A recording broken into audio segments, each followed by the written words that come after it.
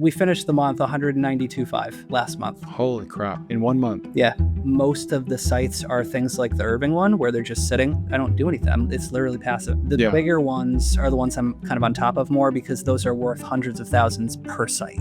So that I'm like watching a little bit heavier. I'm looking at it as like, do you have to? No. I could just go chill and do nothing, but I would lose my mind. So I have to do something. And that's what I choose to spend it on. At a certain point, I'm like, passive is cool. You know, $4 or $5 grand coming in from that site. I love that. But like, if I can make 30 or 40 off that site, you got to make it worth my while. So over 90% net profit margins. How many hours per week are you spending on this? On this, 2 or 3. Man, I'm fired up to do this myself. I'm the guy that's just supposed to ask questions, but now I'm like, oh, geez, I mean, what should I do? Shiny object, man. It's rough. I know. It's rough. It's real. It's very real. Is this a good thing to do on the side? I love it as a side hustle idea because there's lots of people that have walked away from jobs doing exactly this. I know 3 people that have made more than $1 million just since 2022 with doing this on the side of what they're doing. Eventually quit, but like that's insane. So yeah, I love it as a side hustle and it's way better than any of the ones I tried. And then in terms of like renting sites out, it's really not that hard. I'm literally just calling the person and saying, hey, I've got customers that want this. I'm like, if I send you some people, can we work out a cut? And the majority of people will say, yeah, cool. That sounds great. Yeah. So what should someone's first step be for getting involved with this business? Why don't you start by telling us who you are and what you do? My name's Luke Vanderveer, and I rent websites, lead generation websites to businesses. What got you into that? Like, what led you there? I had a job, an HR job, and I did not like it. And I was searching for ways to quit. And I tried all these different side hustles, selling on eBay, selling on Amazon, drop shipping, affiliate marketing. I paid for a course and learned Facebook ads. I tried to create a Facebook agency.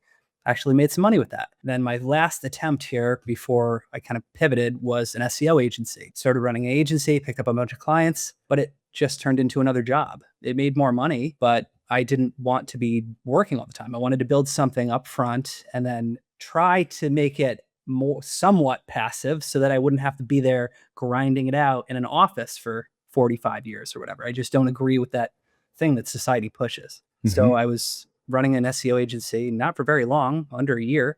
I just had a client call me in the middle of the night complaining about his results, which were stellar. And it really made me mad. And I woke up the next day and I just shut it down. And I was thinking about it. And I'm like, I don't know, how do I remove his control or take back the control? And the only way I could think of was if I own the asset, because then he can't tell me what to do. So I was like, okay, I'll just build stuff and all the niches I'm already in with clients, fire all of them, and I'll just rent the site out. And then if somebody doesn't want to deal with it, I got 50 other people I could rent the site to. I guess in other industries, you might call this vertical integration. Correct me if and or where I go wrong. Like, you develop all these SEO skills. They're very valuable. Yeah. You're implementing them for other people. It's working well for them, but you feel like I own a job. I don't own a business. I'm still kind of working hourly. I only get out what I put in. This doesn't feel much better. It doesn't feel like as free as I thought it would feel. So like, why drive all these results for other people when I can just vertically integrate, have my own websites, drive results for myself and make this more passive, more scalable? Right. Yeah. I don't know why it didn't occur to me sooner. It just had that like trigger and it just made me so mad. I was like, I'm like, how do I get rid of this guy? Yeah. I just need to remove all of these people. Like, how do I make them like change the dynamic? And that was the only thing I could think of, but it worked. Yeah. So I was like, okay, let's just keep doing this. Yeah, it's kind of like a friend of mine. He had a Facebook ad agency for Shopify brands, for e-commerce brands. And he got really, really good at turning $1 into $5, specifically driving people to Shopify sites to buy physical goods. Yeah. And then he's like, why don't I launch a Shopify brand? Like, that's the hardest part, is finding customers. I can find customers. Right. And he did, and now he's vertically integrated. Yeah. He makes more money. So yeah, it's always looking for like higher level uses of the skill set, which is kind of taking me into other things. So I love this. So you fired all your clients? Like, you woke up, had this realization and said, I can't help you anymore, or what? One's a friend. I kept him. Everybody else went. I was just like, I'm not doing this anymore. Here's some other people you could use. I'm done. How much of like an immediate revenue or income hit was that to you? It was 108,000 just gone. Okay. A year? Yeah. Wow. And did you have, like, had you started already building websites before you did this, or you started with a clean slate? Nope, I just stopped. I'm not going to say it was the smartest move. It probably was not, but I was just confident in what I was doing. It's like, I can get results for them. I can get results for myself. Screw it. So I just did it. Yeah. Well, you burn the boats. And like, we're able to look back and say it was a good decision because we haven't gotten the numbers yet, but I assume just by nature of you being on this podcast, it's worked out well for you. So it was a good decision. And had you like kept, in my church, we say 1 foot in Zion, 1 foot in Babylon, you Yeah. straddled the fence for a while, you Yeah. may had never like felt enough pressure to go all in and to actually make this work. You may be worse off today had you hedged your bets a little more. This is true. This is true. Yeah. So you fire everyone except your friend, which makes sense. What do you do? What are your first steps? I just started building sites in all the niches I was already in. So I built a towing site and I can share one of them because I shut it down. Yeah, please. Oh, towing site in Woodside, Queens. Okay. Another towing site in a different area, an HVAC, a limo, an electrical. How many was that? One more. I'm missing one. And a tree service. And just started ranking all of them, all 6 at the same time. It took 2-3 months to get them relatively close to like bottom page 1. Got the Google My Businesses and all that stuff set up. Leads are coming in. And then it was like, okay, now I got to furiously rent all these out. Rent out. Started calling people and renting these. And then I'm right back to where I was with the same income. And I'm like, okay, problem solved. Same income, much more passive though, right? Yes. Yeah. That was so cool. I'm like, I don't know what to do with myself now. I love the story of the first thing because there's a lot to learn there. I just Googled it. Woodside is a neighborhood in Queens. Yeah. Yeah. 60,000 people, give or take. What told you to go to Woodside? What signal did you see? There wasn't any kind of special reason for that one. That was just somebody. I had my car parked outside my apartment and somebody smashed it so hard with like a garbage truck or something. It knocked it onto the curb and just destroyed it. And I had to call the towing company up the street. And I was just talking to that guy and he's like, yeah, I don't know where these leads come from. He's like, we occasionally get one like this. This is good, but I don't know how to do this. And I was like, what, towing in Woodside? Sounds like going to be some demand here. I can rent to this guy. And that's exactly what I did once I got the site up. Man, that story is so representative of what normally happens in the business building experience. Like, you solve a problem for yourself, you see something nearby that gives you a data point that says there's demand here. And the statistician in me would say, it's a sample size of 1. You can't trust that. But for whatever it is, something out there in the universe is just like screaming that to you. And usually that one data point carries the weight of so much more than 1. Yeah. Does that make sense? Yeah. And you said you shut it down, and I want to get into that, but it doesn't matter because it gave you, I'm assuming it gave you enough traction to keep going. What was the life cycle of that website like? How did it go? And then why did it get shut down? That particular one it took 2.5 months or so to rank. The organic piece was a little bit slower. The map was like number 1 instantly. I didn't even have to do anything to it. I just put it up number 1. It was called Woodside Towing. That's the city. So I kind of hijacked the keyword and it was instantly number 1. Nobody else in the general area, the towing companies there, had any kind of SEO skills or anything just from kind of Googling around. So that was a major advantage. And it just started getting calls, 30, 40 calls a month, which was enough to get $600-700 bucks. And I was like, all right, cool. So I rented it out to that guy and it was good for a while. But as I was doing the other sites and things, the GMB got suspended for some reason. Google Business Profile. Right. Back then, Google My Business. Right. And once that one went, the lead volume, there was still some coming in organically, but for that particular niche, a lot of people are calling the map. They're not going in to like do a quote form. They're calling directly off mobile. Yep. It pretty much tanked it. And I was like, all right, forget it. So I just shut it down. Now, when you say renting it out, how exactly did that look? Did you find that one guy that you called and he's like, I don't know where these come from? And you started like, how did it work? How did you charge him? When he picked up my trashed car, I was just asking him like, how often does this happen? Then he was like, where do you get the leads from? And just asking questions. And it just brought out like, dude, I don't know. Stuff just randomly comes in. I don't have any control over it. I've gotten screwed 17 times by other agencies, whatever. So I just let it go. Whatever refers to me is cool. And I was like, okay, cool. I'll come back to this guy. So I just ranked it. And then I called him back and I'm like, hey, I'm the guy that had the thrashed car. I'm like, I got those leads for you. And he's like, okay, so how much is it going to be? And I'm like, how about $700? He's like, for how many? And I'm like, I don't know, 30, 40 calls. I'm like, how many of those are you going to close? He's like, 40, 50%. He's like, all right, cool. Yeah, let's do it. Sweet. That's it. So I just routed it to him. I'm trying to do the numbers here. So let's say 20 closes a month.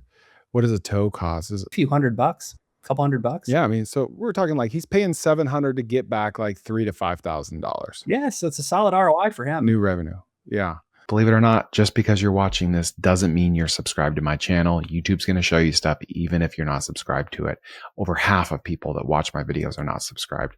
It would mean the world to me if you just hit subscribe. Thank you so much. Okay, so you just charged a flat monthly fee. It was looking like 30 to 40 calls a month. And sometimes he gets a little less, sometimes he gets a little more. Yeah, it'll be, You charge him that until it starts dying. Yeah. Okay. One thing that I love about this business is how much surface area there is. So there are tens of thousands just in the United States. Yeah. Okay, we'll only focus on that, of not just cities, but neighborhoods. Insane. Tens of thousands. Let's be conservative and let's say there's 10,000 worth like ranking for. Okay. And then let's be conservative and say there's only 1,000 services out there, which I know there's more. Let's say home services, towing, local businesses, let's say 1,000. That's 10 million like service plus geography variations. 10 million. woodsidetowing.com. Greenville, guttercleaning.com, like whatever it is, Greenville, Texas, Greenville, South Carolina, Greenville, whatever. And so with 10 million opportunities out there, there's a lot of room for everyone. And there's a lot of opportunity for there to be more demand than supply in any given geography and or service, right? Oh yeah. You just have to find something. The goal is to try to find something that's not a red ocean, right? Like everybody from the outside, people talk about all the same things. They'll try to talk concrete, roofing, plumbing. You could do those. It's not that you can't get results there, but why would I compete against 50 companies when I can find the random one in the middle of nowhere that has no competition? That's going to be more passive. So let's go for that. Yeah. Okay. So your first was Woodside Towing. What were your other 5 or 6? It was towing, HVAC, limo, tree service, and pest control. Okay. Now you probably quickly learned that you liked some of these either services or geographies more than others. What did you learn and why? I learned that smaller cities were generally easier simply because there wasn't as much competition. Define small. 60,000 to like 300, 400,000. Under 500,000, safe bet. I didn't want to do like Manhattan. Like I'm not going to do 2 million people. Like I looked at towing. That was one of the things I Googled and I was like, there's 87 companies. There's no way I'm going to compete well with that. You know, just too much work for the payoff. Yeah. I think it's also important to note like demographics and like social, cultural things, because Greenville, Texas has 60,000 people, but the market for towing is probably a small fraction of the market for towing in Woodside, Queens. It's completely different, right? So you can't automatically take that logic and say, dude, I'm going to put any city of 60,000, I'm going to put that plus towing.com. It won't always work like that. Not just because of, cultural trends and societal things, but supply and demand. Greenville, Texas might already have 5 sites doing the exact same thing, right? Right. So you're typically looking at the search results, trying to figure out, like, is this a good spot to go into? Combination of things on the maps and organic to see, like, okay, what are my chances on this one? Okay. So that's what you learned about, like, the size of the city. Did you learn anything about the industry that you choose, or did that not matter as much? The industry didn't matter as much. The industry affected the conversation with the people when you're trying to rent the site out. That was the thing that was a little bit different, because the towing person, I typically got the owner. The limo service, you get the secretary, and then you got to get through the secretary or the gatekeeper to get to the owner. So that was more of a pain. The HVAC was similar. Pest control, I got the owner. Tree service, I got the owner. So it's like, okay, now I have to try to pick things where there's enough companies that are small enough where the company's in the right range where I'm going to get the decision maker on the phone easier. Otherwise, I got to like walk in, which I've had to do before for some of the sites and find somebody. You probably have a higher close rate when you're there in person, at least 100%. So what are some services where you're most likely to get the owner on the phone, like towing? Tree service is a good one. Pest control is okay. HVAC's not. Plumbing's not. What about landscaping? Just like guys mowing lawns. Landscaping's okay. Landscaping, you can get some owners. I've got a couple landscapings. Okay. As long as they're doing landscape design and not just like mowing, because it's not worth enough. It's like doing a site for like cuts. I'd have to generate 8,000 leads to be paid anything. Yeah. So it sounds like the sweet spot is the fine balance between high ticket and owner cell phone number publicly available. Right. Right. Because lawn mowing is low ticket, owner cell phone number available, but it's too low ticket. Towing is right there in that sweet spot. Something like dentistry, very high ticket, but you're not going to get the owner cell phone. So then the only way you do that one is if you know somebody. Yeah. Then you got an in. But if you get the dentist, you could probably sell those leads for a lot more. That's like the gold standard. It's like if that's your buddy or you got colleagues or somebody can introduce you to somebody and you have that intro, then cool. Or like Yeah. pre-sell the idea up front. Then I'm cool with those. Okay. So what month was this when you first started this? What month and year? February 19th, 2016. My mom's birthday. Okay. 10 plus years ago. All right. Now, what did that first year look like? How many sites did you add? What was your revenue like, et cetera? I don't know how many sites I added. I was doing a lot, multiple a week. The first 6 sites just replaced, it got me right back to basically where I was around that a little over 100,000 mark, 9,000 or something a month, 9,500. From your first 6 sites? Yeah, because they're all a lot. Yeah, because you said you replaced your income with that. Yeah. Okay. Just those 6, which was cool. So that was nice. What tools were you using to build these sites at the time? Originally Weebly, just because it was a easy drag and drop builder. I think Wix was a thing, but the interface wasn't intuitive. Weebly felt more intuitive. And what do you use today? WordPress. Okay. Is the exact match domain name important for this? I would heavily recommend it. It's going to make it a lot easier, especially for a beginner. So geographyplusservice.com. That's the formula? If you can, yeah. But it doesn't have to, like, if I did the Woodside Towing thing, maybe Woodside Towing's not available. I could do Woodside Towing Pros. I still got the keyword in the city in it. So I'm still going to get the same kind of effect. What are some examples of domain names where you've gone kind of outside of that pattern and it still worked well? I don't generally. I'll do like a .net before I'll throw in other words. But let's say like Irving Carpets instead of Irving Carpet Cleaning. Like I've done some niches like that, like city and then a plural like carpets. And like that's not really a keyword, but it was close enough where I got the hit from the city relevance and the hit from the topical relevance of the item. Okay.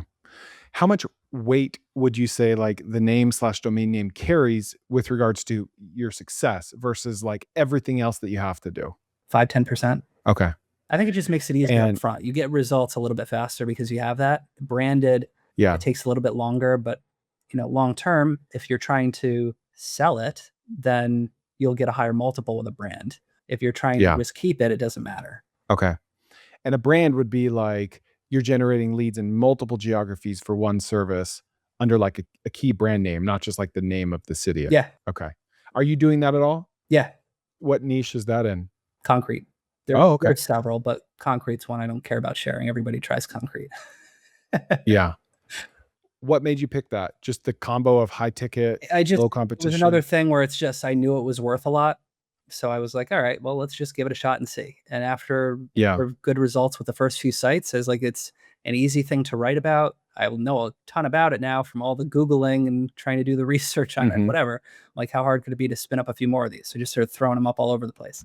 So are those under different names or is it all under one company name? There's one LLC, and then there's DBAs across a million places to have map listings and organic under it. Okay, it's not like lukesconcrete.com with like locations in a bunch of cities. It's like city name concrete, other city name concrete, and that's all under one umbrella. Yes. So if the name/domain name is 5 to 10%, what is the other 90% of finding success here? The content's a huge piece. I think people underestimate how important it is. The content of the site is like the foundation of a house. And if it's not strong, it's like building a house on sand. You're not going to make any money, and it's going to make it so much harder to like rank it. If the content's really, really strong, sometimes the site will just rank without a single link. So that is my goal every time I launch one. Like, how good can I make this? So I have a process for that. I'll go look out at all the competitors in that niche. I'll see what they're talking about. And I'm just going to double, triple, quadruple whatever they're doing. And I'll make sure I'm including commercial and transactional keywords. So it's not just like a Wikipedia, but whatever, I'm blowing them away. Like they have their 3 bullet points on the item. I have 1,000 words on the item every time for all services. And they have no chance. So then if all else is equal, I win. So when it comes to content, if you had to choose between quantity and quality, you would choose quantity? I would choose quality, but I'm doing both. I'm doing quantity with quality. I guess I'm saying like more content, more articles, more blogs on one website. I don't care about had to choose. I don't care about blogs. I'm talking like website structure, home about content, contact page, and then service pages for every service. Like right now, if you just went and Googled a lot of places, it doesn't matter what the niche or city is, you'll see a lot of companies that don't have service pages.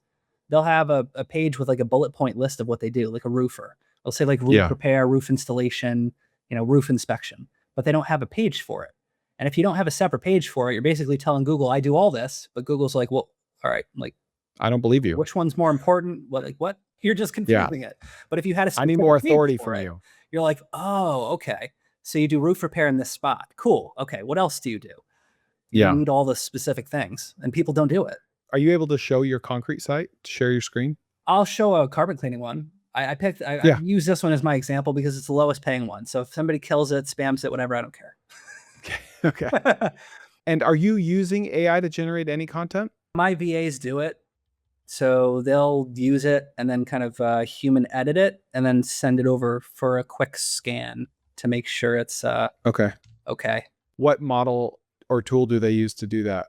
I don't micromanage, so I'm not exactly sure. I'm pretty sure it's Claude. Because it's like two schools of thought. Some people are like, you can't just make art content with AI. And then the other school of thought is like, people need their questions answered. So all else equal, like a good, well-written human content is better. But for a lot of categories, there's nothing. There's not enough. So even AI written is better than nothing. This is true. Creators are moving their podcast to Beehive, and I want to tell you why. So if you're running a newsletter on one platform and a podcast on another, that's 2 dashboards and 2 subscriber lists that didn't even know the other one existed. But Beehive will host podcasts natively now, and you can import your show in minutes. So every time you drop an episode, your email list will get notified. Or when someone finds the podcast, they can just join the newsletter from the same page. Also, you can sell digital products and coaching sessions through Beehive and pay 0% commissions on all of it. Then you just connect everything to Claude through Beehive's MCP tool, not as confusing as it sounds, and Claude will see your real engagement data and help you plan content around what your audience actually clicks on. One platform, everything connected, nothing skimmed off the top. That's beehive.com/Chris. Use code Chris30 for 30% off your first 3 months. And also, they're not telling anyone what it is yet, but Beehive's summer release event is on July 16th, and it's worth clearing your calendar for. So RSVP for that at beehive.com/summer-release-2026. So like, this is one of the first sites. I haven't touched this thing in years. So there's actually a lot of stuff I would change, but basic idea still stands, right? It's got the city and the niche right in the name, .com, phone number in a big, easy spot, click the call button. If you look at it on mobile, you know, what you do and a way to contact you is immediately apparent. And then there's 2 options. I see people do something with, you know, they'll have like a phone number or a quote form, but they don't always have both, which doesn't make sense. The thing I've learned with this is some people don't want to call you. Some people don't want to talk right now. They're just like, no, I'd rather just be a little bit more passive and get a quote this way. So this grabs those people. But then other people are like, I need something now. Cat just peed on the floor. That's the person that calls that. So you gotta have both. And then it'll just be a lot of stuff like, you know, reasons to trust us. And look, I'm looking different keywords. So, you know, carpet cleaning is the one I want, which was up here. We got a variation down here. And then going into some of the other services that are part of the carpet cleaning umbrella. You know, the GMB thing went down for this too, like years ago, but it just doesn't matter at this point. It won't die. No, it's still sitting there. Number one, you could probably search it. It'll probably come up. And then just pages for each of the items. So a lot of companies won't do this. They'll just have like a bullet point list of these, you know, 5-6 things. That's it. That's not helpful to Google. Yeah, I just Googled carpet cleaning Irving, Texas, and you're number 1.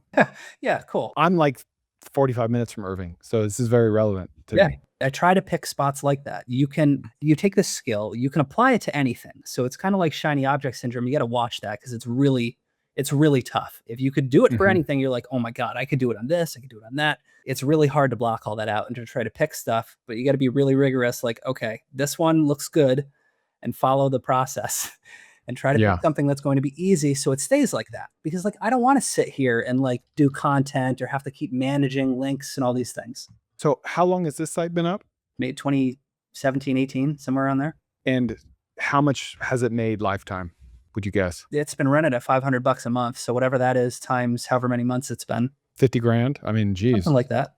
Yeah. And your cost on that has been $10 a month? Probably less because it's shared hosting across the cloud plan with a million other sites. Has it been the same person that you're selling these leads to the whole time? Yeah.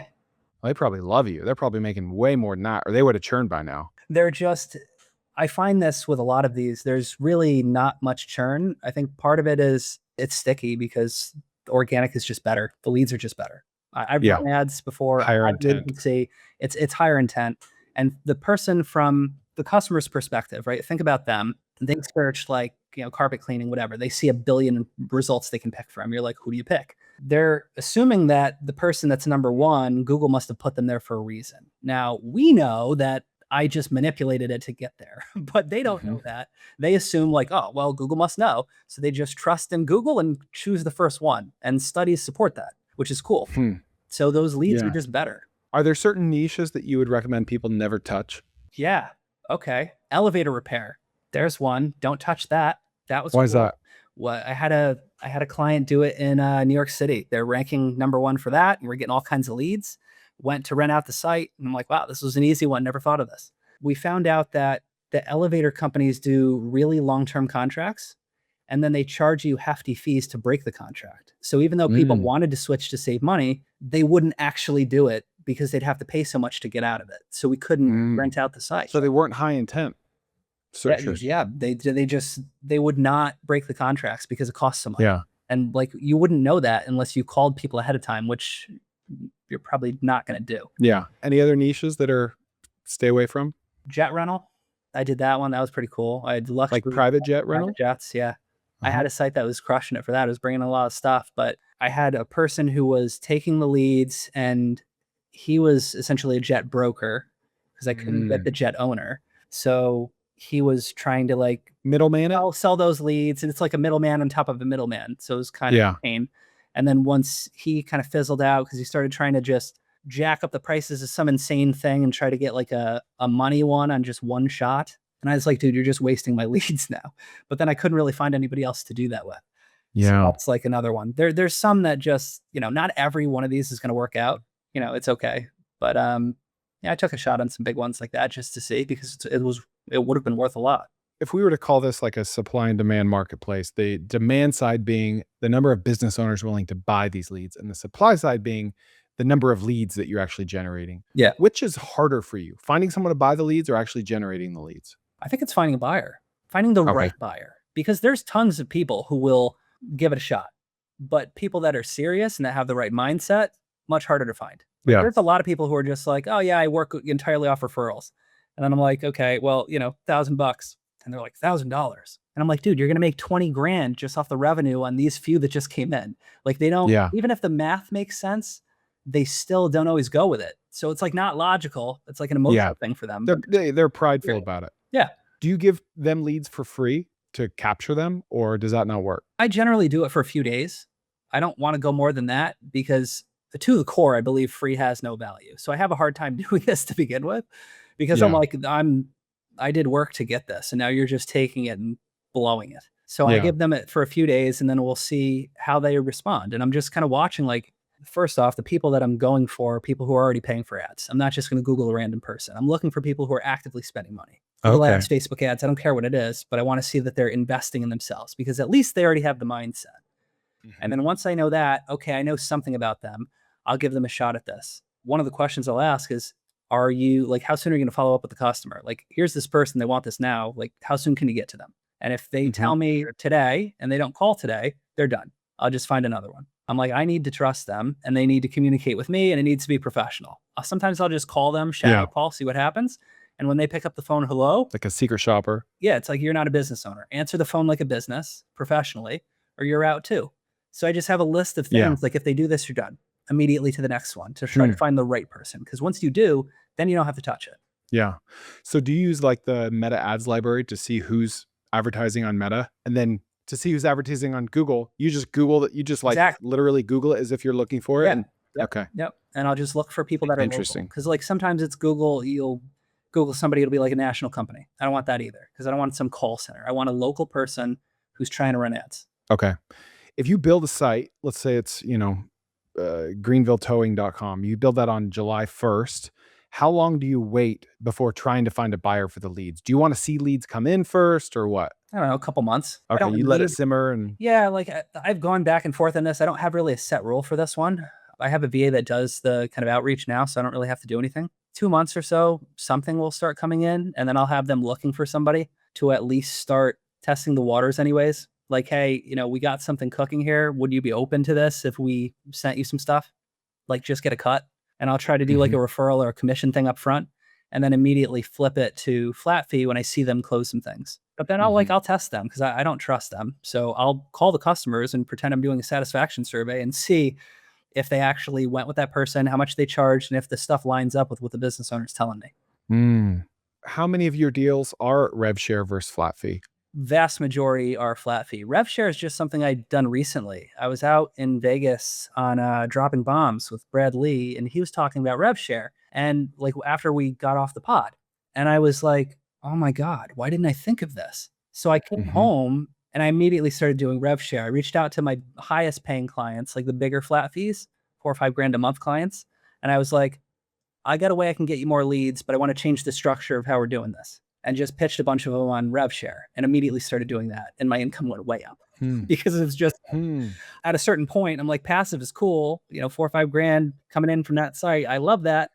But like, if I can make 30 or 40 off that site, I'll throw in a few more GMBs and do some other things to get this going, but you got to make it worth my while, which was the rev share, which made a huge, huch difference. What percentage do you take? 20%. Okay. Just off the top. Net. The gross revenue. Net. It'll depend on the niche though. Cause like, I got a landscaping one. That one I can't. That one's net because the gross, it's weird to like try to calculate that because they had so much materials and all these things. So it depends on the niche, whether I'm going gross or net.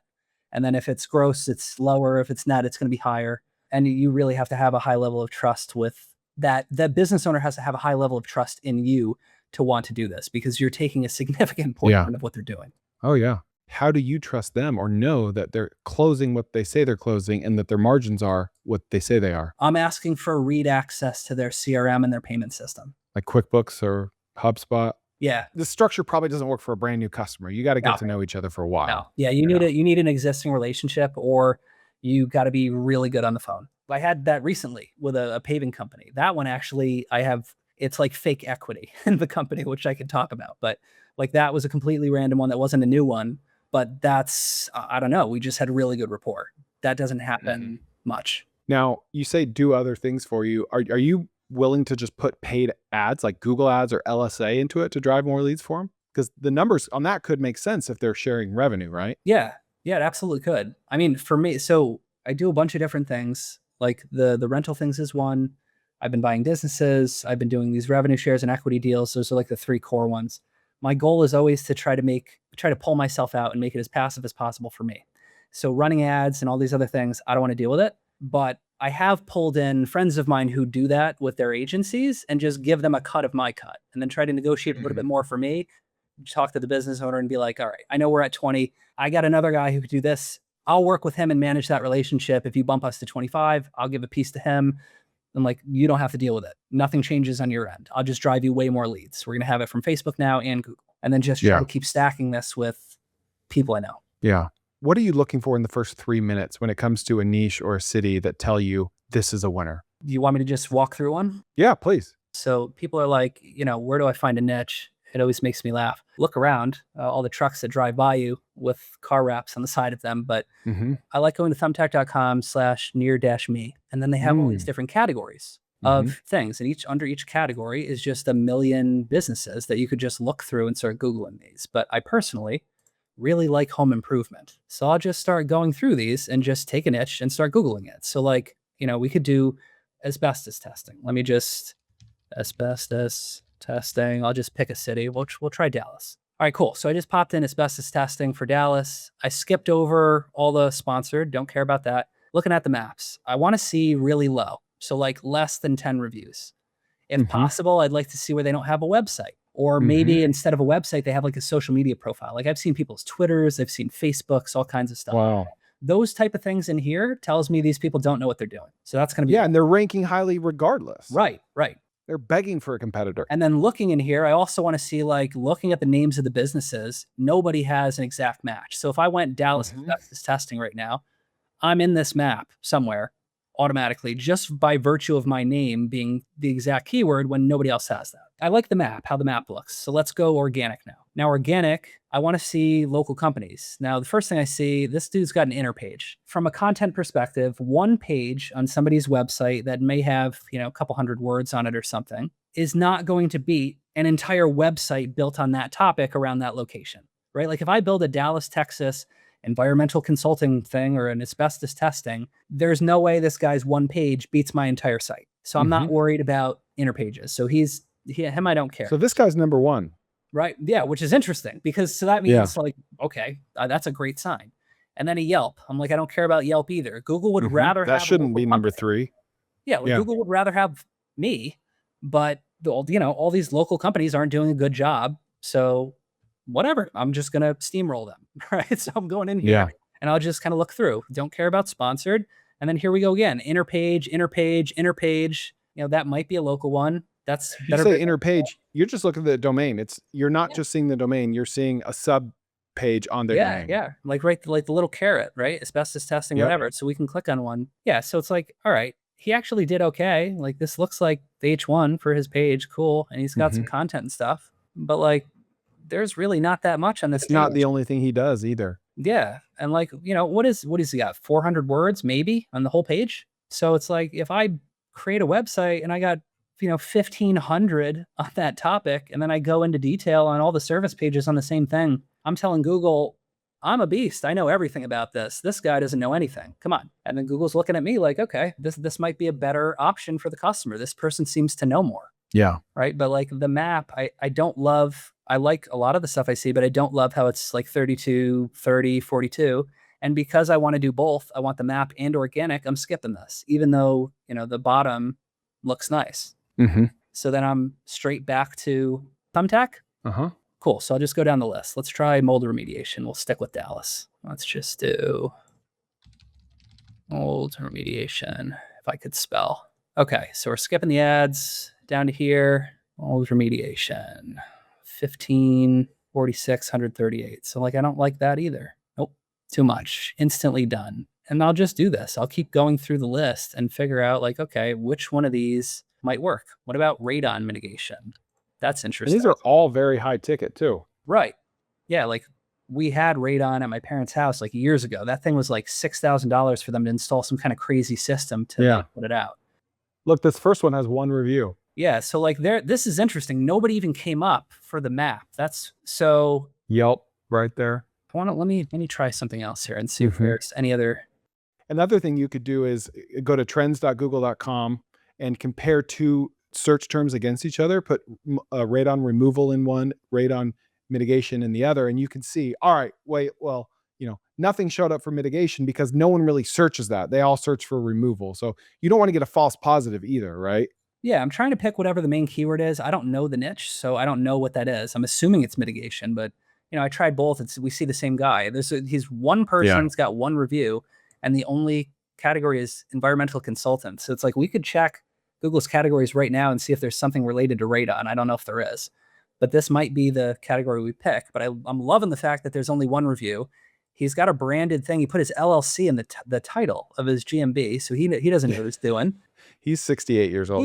He's 97. These other people, we got another thing. Here we go again. Inner page, a directory. There's that dude. So he's clueless. Then we got National Radon Defense. That's probably a national site.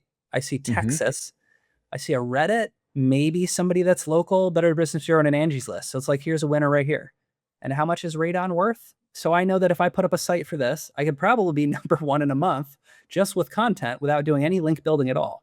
And if I get a GMB for this, Google will probably either boot this guy or create the 3 map instead of 1 map. Okay, I can't believe I forgot to mention this during my episode when I was at my freaking studio. I'm clearly in a hotel right now, but me and my team will build this for you, a lead gen website with a niche and a geography, and we'll set it up with SEO and backlinks and everything you need to be successful. This is a brand new service that we're offering. It's called Done For You, and we put a link in the description below so you can apply to do this with us. Because a lot of people get hung up on all the details. Like they want the finished product, the website, but they don't know how to get there. We will do all of that for you and just hand over a website to you that is functional, working, and generating leads. And if it's not generating leads, we will swap it out with a different niche and or geography until it is. Check the link below for more info on that.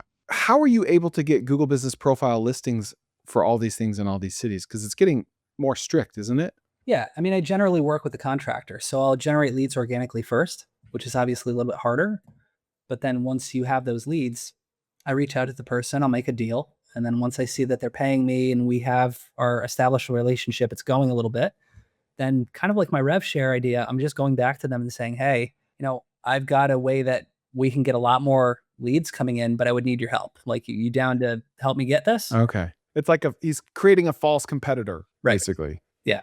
Illusion of saturation. Yep. I'll have him help me do it. I mean, there's Okay. guaranteed ways to do it. You could just spin up LLCs, but I won't do that unless it's worth a lot of money, because then, Yeah. taxes and all the other stuff that comes with it. So outside of picking the name, picking the niche, getting the Google business profile, what are some other best practices for ranking quickly, like SEO best practices?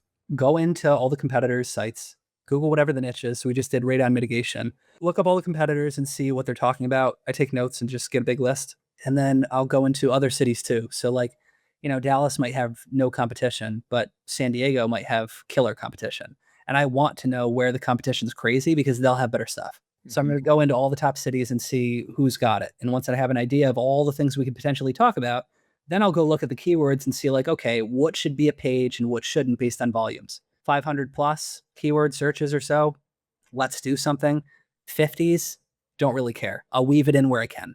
And that's kind of how I'm building out the overall structure. And then once that structure is created, that content's got to be really, really good. So I'm trying to weave the keywords in there. I'm trying to make sure it answers questions, structuring it for AIs, doing a lot of like making sure the HTML is lined up correctly. Like, what is the umbrella keyword versus the things that should fall under that logically, because that's how Google's looking at it. And then creating some structure with frequently asked questions. And for that, you just go to ChatGPT and type it in. I'm trying to rank a site for radon mitigation in Dallas. What are the common questions that consumers have about this? And it'll spit out, like, ask Yelp and ask Reddit, or like ask all the social media sites. You can put that right in the prompt, and it'll pull exact quotes from Yelp, Reddit, Facebook, all the social profiles, and now you have stuff you could write about. And then you just throw it out right into the content on whatever the related page is. Yeah.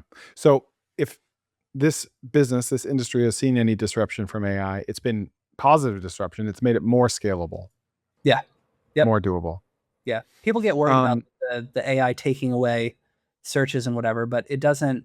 This is the last thing to be affected, because people still want to talk to a person. They don't want an AI answer. They want to answer the phone and like install this thing for their house so they don't die. Yeah. Do you use any other third-party tools for finding the supply and the demand imbalances in these markets? Or are you literally doing what you just shared your screen and showed me? I mean, too. So SEMrush, if you want one that's like already out there, I have an AI engineer friend who built a private one for me that just kind of does the research for me. So I don't really have to do the manual Googling anymore. Yeah.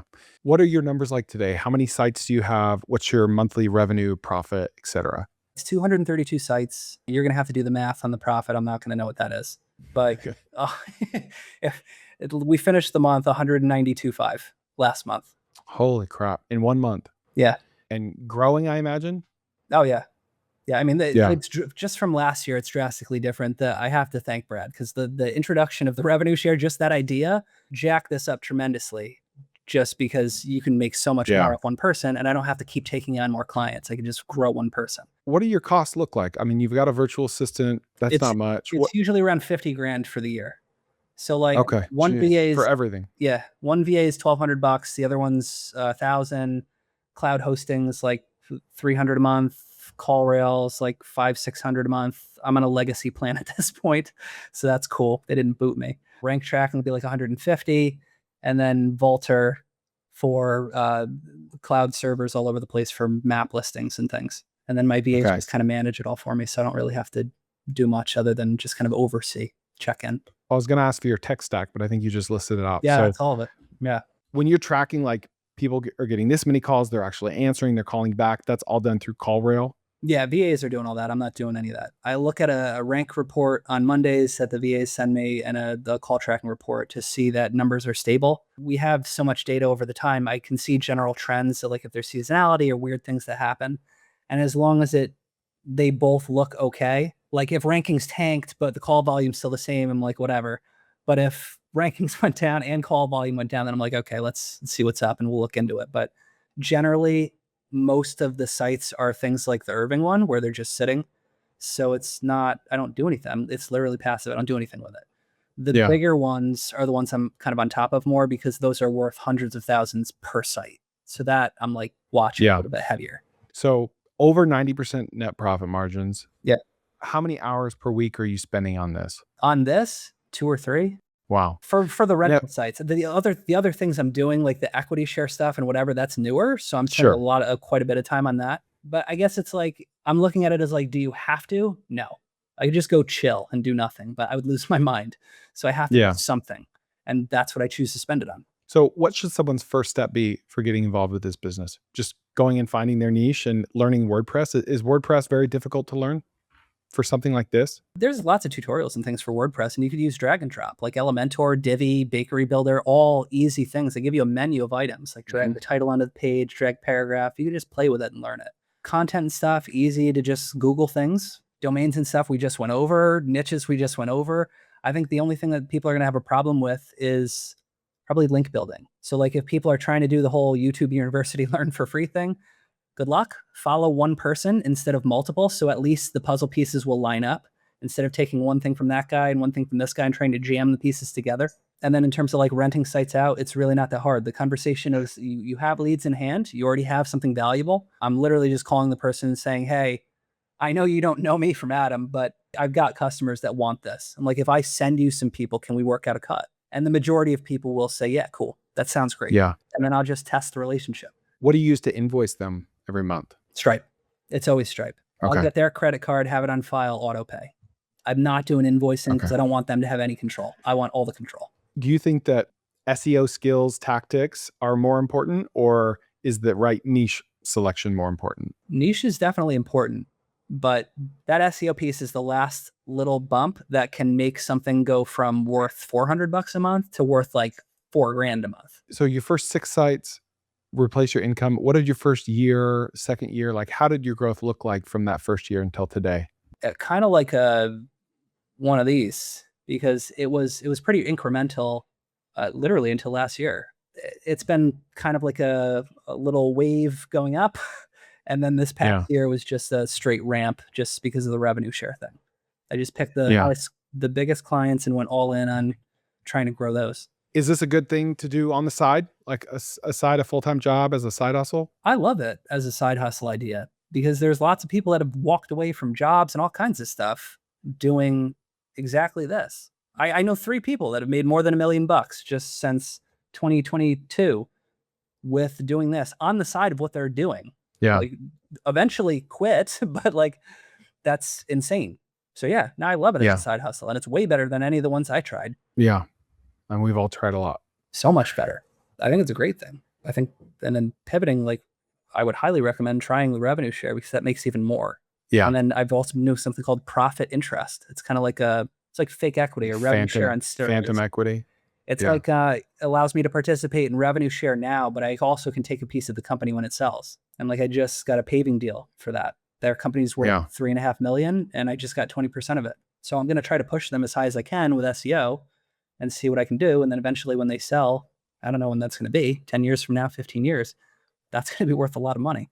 So it's like I get the big thing now, but I'll get a big chunk at the end too. Man, I'm fired up to do this myself.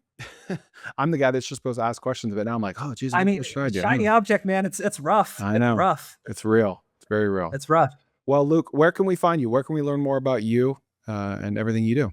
Yeah, I mean, you want to learn about my stuff? It's websiterentalcoaching.com. Is there anything we should have covered that I neglected to ask you about? I guess there's a couple things. There's a lot of, I think one of the things I've learned that I kind of wish I knew sooner was the other uses of this. It just never really occurred to me until recently. I was doing this, renting websites for a long time, and it created a tax problem, a good one. And I was talking to my CPA the one day, and she's like, you're going to have to pay a lot this year. And I was like, okay. And she told me, I almost had a heart attack. And I was like, okay, how do we not pay that? And she's like, legally? And I was like, yes, legally. And she goes, you can buy real estate or buy a business. And I was like, okay, I have real estate. That's not done much for me. What do you mean buy a business? And she's like, just buy an existing business. Lots of baby boomers, go buy one that's already working. And you can take all the FF&E, the furniture, fixture, equipment, all trucks, all that stuff, and offset some of your income so you don't have to pay taxes on it. And I was like, cool, what's the downside? And she's like, well, next year you're going to have that company making you money too. So you're going to have even more tax problems and then you get to do it again. Well, and then you got to run a business, or I'm like, you got to hire someone to run this business. I'm like, all right, well, whatever. So I'm like, fine. So I did that. I went, I went and I learned about acquisition, and I ended up buying a catering company. And I have no experience in catering. I was only comfortable with this because of this background, like knowing SEO, knowing lead gen. I knew like even if everything fell apart, their website's doing nothing, ads are doing anything, I can get the leads. So I'm like, whatever. Yeah. Like, how hard could it be? So I bought it. I took an SBA loan. It was like 230,000 down or something. I bought the company, 1.7 million. I took my brother out of his job. He was an operations manager at a car wash. And I was like, hey, if I gave you half the company, would you run this? And he's like, absolutely. So I put him in to keep me passive, and he ran it. So I've just been passive partner on this, just pumping it with leads, and it just pays me while I chill. And then I just didn't think of this sooner. So I'm like, this is awesome. So I just keep trying to buy more businesses to offset more taxes and use SEO to grow it. And it's been going well, the catering business? It's great. It's awesome. Man, that's interesting. I got to look into that I've just been teaching people how to do that too. Like a lot of the people with me, I've been trying to show them that too, because everybody wants to just go as big as possible. And I'm just looking, what is the highest use of this skill set? I think that might be it. Yeah. Okay. More vertically integrated. Luke, you're the man. Thank you. Absolutely. Thanks, Chris. If you like this content, please share with a friend, hit a like or a comment below, and we'll see you next time on the Koerner Office.